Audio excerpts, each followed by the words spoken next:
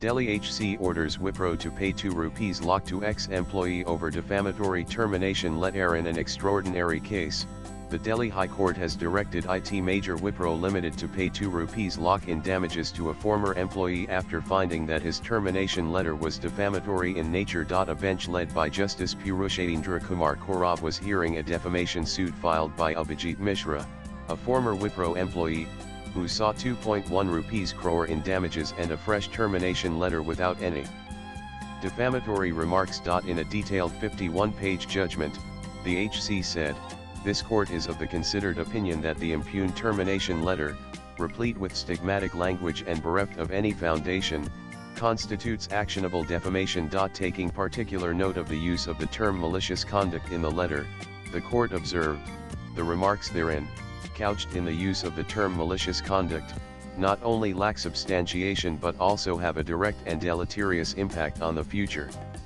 employability and professional dignity of the plaintiff." It further noted, given the compelling factual matrix and the absence of any legitimate defense advanced by the defendant, the tortious injury suffered by the plaintiff warrants an intervention. Mishra was employed at Wipro as a principal consultant.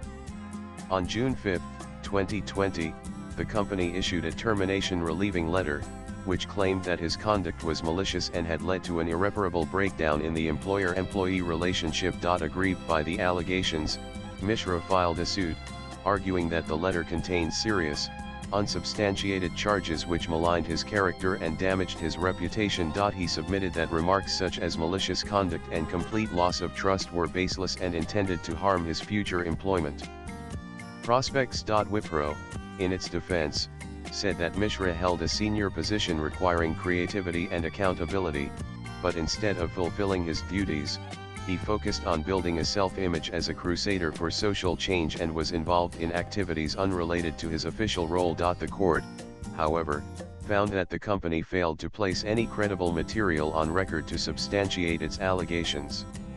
In the absence of a plea of truth or any attempt to substantiate the impugned remarks, the allegations remain entirely uncorroborated.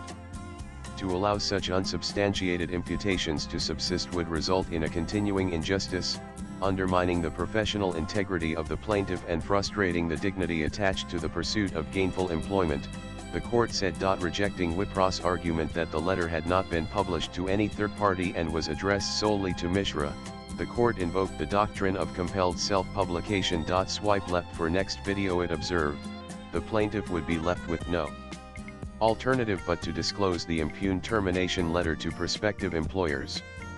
The defendant, being an employer itself, was, in all probability, aware of the fact that prospective employers would want to inquire about the antecedents of the plaintiff.